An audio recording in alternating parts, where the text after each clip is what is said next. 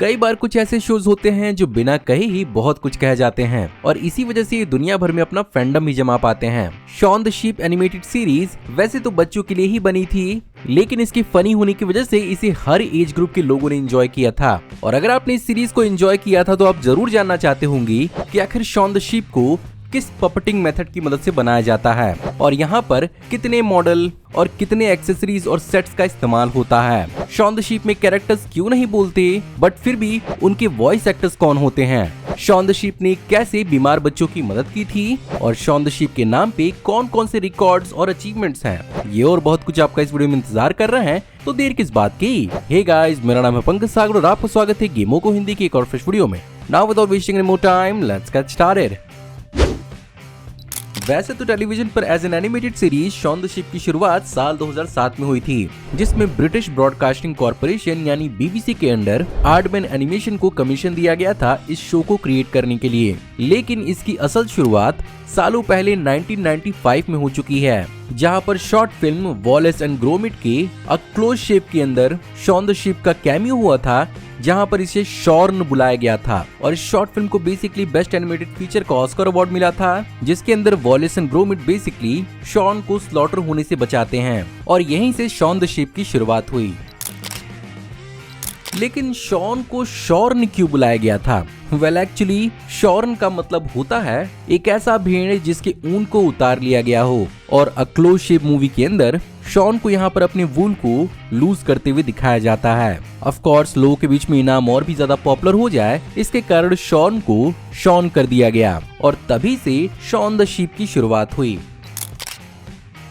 खैर, आप में से तो बहुत लोग ये बात जानते होंगे कि शो को यूनिवर्सल रखने के लिए इस शो के अंदर डायलॉग्स को नहीं रखा गया, जिसके कारण दुनिया भर में कोई भी इस शो को बहुत आराम से समझ सकता है। लेकिन जिब्रिश डायलॉग के अलावा इस शो के अंदर सारे साउंड्स बेसिकली ऑथेंटिक होते हैं, जहां पर एक्चुअली कई सारे रियल एनिमल्स और फार्म साउंड्स को यहाँ पर यूज किया गया है, जिसके लिए एक्चुअल फार्म्स में जाकर रिकॉर्डिंग की गई थी। साथ ही साथ शॉन के फार्म को भी एक्चुअली रियल लाइफ के साउथ वेस्ट इंग्लैंड के कई सारे फार्म्स के ऊपर मॉडल किया गया है, जिसके कारण ही इसकी सेटिंग इतनी ज्यादा खूबसूरत लगती है। अब चलिए बात करते हैं सबसे इम्पोर्टेंट और मजेदार चीज के बारे में कि आखिर शॉन द शीप की फिल्मिंग होती कैसे है।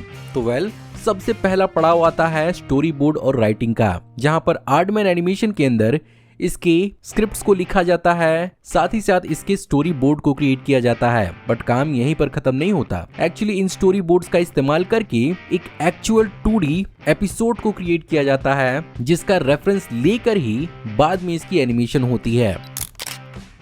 अब हो सकता है कि आप में से बहुत सारे लोग ये बात ऑलरेडी जानते होंगे, लेकिन जो नहीं जानते मैं उन्हें बता दूं कि शॉन द शीप बेसिकली एक स्टॉप मोशन एनिमेशन टेक्निक की मदद से बनाया जाता है, जहां पर बेसिकली हाथ से क्रिएट किए हुए ऑब्जेक्ट्स को मूव करके और हर मूव के साथ एक नए फोटो को खींचकर इस तरह की एनिमेशन को क्रिएट किया जाता है। और यहाँ पर बेसिकली कई सारी मिनिएचर, पपेट्स, सेट्स और मॉडल्स का इस्तेमाल किया जाता है। और मॉडर्न CGI, जिसकी शुरुआत 1993 की मूवी जुरासिक पार्क से हुई थी, इससे पहले हॉलीवुड के अंदर विजुअल इफेक्ट्स के लिए इसी तरह के एनिमेशन का इस्तेमाल किया जाता था। और जुरासिक पार्क के बाद से ही स्टॉप मोशन को हटाकर हॉलीवुड में CGI का इस्तेमाल किया जाने लगा। बट इस तरह के ट्रेडिशनल एनिमेशन की भी अपनी जगह है, जिसका बहुत ही बेहतरीन एग्जाम्पल खुद शॉन द शीप सीरीज है। खैर, यहाँ पर पर्टिकुलरली शॉन द शीप के एनिमेशन स्टाइल के लिए क्ले मॉडल्स का इस्तेमाल किया जाता है, जहाँ पर कई सारे फोम्स और लेटेक्स का भी इस्तेमाल होता है। साथ ही साथ कैरेक्टर्स को अपराइट खड़ा रखने के लिए यहाँ पर वायर स्केलेटन्स का इस्तेमाल किया जाता है, जिससे उन्हें आर्मेचर मिलता है और यही आर्मेचर मूव करके इसकी एनिमेशन होती है। साथ ही साथ कई बार रेडीमेड 3D प्रिंटेड माउथ्स और आई पीसेस का भी इस्तेमाल होता है, अलग अलग प्रकार के एक्सप्रेशंस को दिखाने के लिए। सॉफ्ट और फ्लेक्सिबल एनिमेशन दिखाने के लिए यहाँ पर फोम और लेटेक्स का भी इस्तेमाल होता है।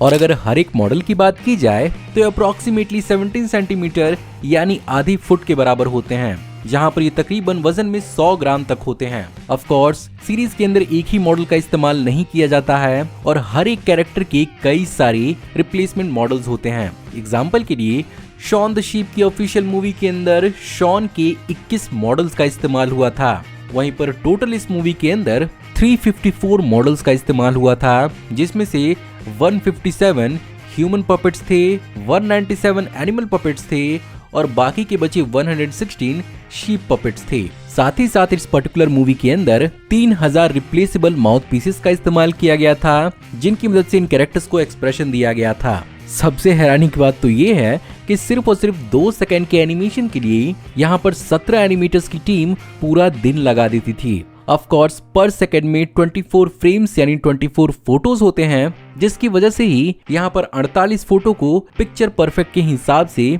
रिकॉर्ड करना होता था।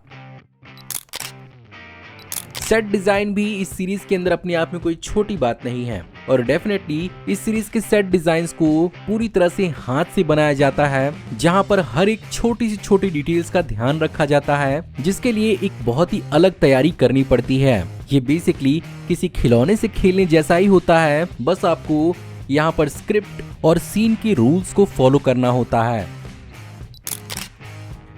अब इसके बाद बारी आती है सीरीज के अंदर साउंड डिजाइन और वॉइस ओवर्स की।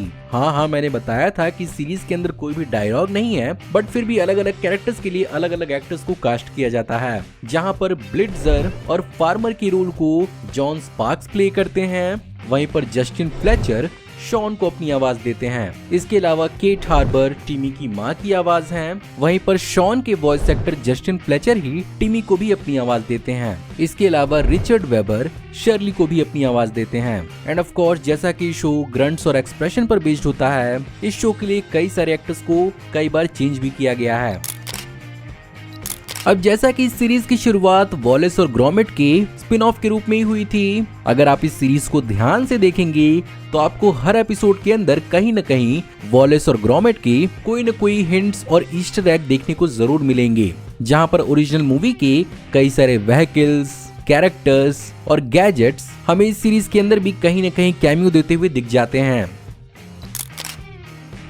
लेकिन इन सब के बावजूद भी क्या आपको मालूम है कि actually Shawn the sheep space में भी जा चुका है? वेल, शॉन द शीप की पॉपुलैरिटी दुनिया भर में है और इसी चीज को देखते हुए यूरोपियन स्पेस एजेंसी ने आर्टेमिस 1 मून मिशन के अंदर शॉन द शीप के मॉडल को भेजा था, जिसके कारण शॉन द शीप पहला एनिमेटेड कैरेक्टर है जिसने ऑफिशियली स्पेस में भी ट्रैवल किया है। इसके अलावा शॉन द शीप ने बहुत सारे सिख बच्चों की मदद भी करने में हेल्प की, जहां पर 2015 में 2 चैरिटी इवेंट्स के दौरान वॉलेस एंड ग्रोमेट की चिल्ड्रंस फाउंडेशन के अंदर शॉन द शीप के 120 जायंट स्टैचूज को बनाकर पूरे लंदन में रखा गया था, जिसे अक्टूबर में जाकर ऑक्शन किया गया। 10,87,900 पाउंड जनरेट किए गए, जो बच्चों के इलाज में खर्च हुए। इसके अलावा अगर आप शॉन द शीप को रियल लाइफ में मिलना चाहते हैं या उसे एक्सपीरियंस करना चाहते हैं, तो सबसे पहले आप जा सकते हैं स्वीडन के शॉन द शीप राइड में, जहां पर शॉन द शीप का एक पूरा शॉन लैंड है, जिसे स्वीडन के स्कारनेस द जुन पार्क में 2016 के समर में ओपन किया गया था। इसके अलावा शॉन द शीप एक्सपीरियंस भी है, जिसे इंग्लैंड के लैंड्स एंड में खोला गया था और यहाँ पर basically Shawn the sheep show से जुड़े हुए कई सारे सेट्स, मॉडल्स और ओरिजिनल कैरेक्टर्स को फीचर किया गया था, जो शो के अंदर इस्तेमाल हुए थे। इसके अलावा शॉन द शीप चैंपियनशिप्स एक 30 मिनट का इमर्सिव गेम एक्सपीरियंस है, जिसे electric game box Venus systems के अंदर इस्तेमाल किया गया था, जो लंदन, मैनचेस्टर और लेक साइड एसेक्स इंग्लैंड में फीचर किए गए थे। इसके अलावा शॉन द शीप का अपना थिएटर शो भी हो चुका है, जहां पर 9 मार्च 2011 को रिलीज किया गया था शॉन्स बिग शो, जो बेसिकली 1 घंटे 40 मिनट का एक म्यूजिकल डांस शो था। इसके साथ साथ शॉन ने फुटबॉल क्लब्स के साथ भी कोलैबोरेट किया है, जैसे कि लिवरपूल एफसी, जहां पर शॉन के फिगर को लिवरपूल एफसी ड्रेस के साथ एक स्पेशल एडिशन मॉडल लॉन्च किया गया था। ऑफ कोर्स अगर बात की जाए क्रिटिकल फाइनेंशियल परफॉर्मेंसेस की, तो यहाँ पर शॉन द शीप को बाफ्टा अवार्ड्स में मल्टीपल चिल्ड्रन बाफ्टा अवार्ड्स के लिए नॉमिनेट किया जा चुका है। वहीं पर एकेडमी यानी ऑस्कर अवार्ड्स के अंदर 2015 की Shawn the sheep the movie को बेस्ट एनिमेटेड फीचर के लिए ऑस्कर का नॉमिनेशन मिला था। इसके अलावा इंटरनेशनल एमी अवार्ड्स के अंदर इसे बेस्ट एनिमेटेड सीरीज का भी अवार्ड मिला है। शॉन द शीप की पॉपुलैरिटी का अंदाजा आप इसी बात से लगा सकते हैं कि इस सीरीज को दुनिया भर के 180 देशों में देखा जाता है और इसने मिलियंस ऑफ रेवेन्यू अपने दम पे जनरेट किया है। साथ ही साथ इसे streaming services like Netflix and Amazon prime से भी बहुत ज्यादा फायदा पहुंचता है। अगर बात करें इसके इसकी सोलो मूवी की, तो 2015 में इसकी मूवी को $25 मिलियन के बजट पर बनाया गया था, जिस पर इसने $106 मिलियन वर्ल्ड वाइड कमाए थे और ये ग्लोबल हिट साबित हुई थी। वहीं पर इसकी दूसरी मूवी शॉन द शिप फार्मागेडन भी $25 मिलियन के बजट पर बनाई गई थी, लेकिन ये उतना सक्सेसफुल नहीं हो पाई और इसने सिर्फ और सिर्फ $43.1 मिलियन ही कमाए। सो गाइज, ये थी आज की वीडियो। मैं उम्मीद करता हूँ आपको आज की वीडियो पसंद जरूर आई होगी, और अगर आपको आज की वीडियो पसंद आई हो तो प्लीज वीडियो को लाइक जरूर करिएगा। कमेंट्स में आप बताइए कि आप शॉन द शीप के बारे में और क्या क्या जानते हैं। अगर आप इस चैनल पर नए हैं तो प्लीज चैनल को सब्सक्राइब कर लीजिए, क्योंकि हम ऐसी ऑसम वीडियो चैनल पर लाते रहते हैं। मैं जल्द ही आपको एक नई वीडियो में देखने को मिलूंगा, तब तक आप हमारी इन वीडियोस को एंजॉय कर सकते हैं। Thank you for watching, see you in the next video, till then take care, good bye.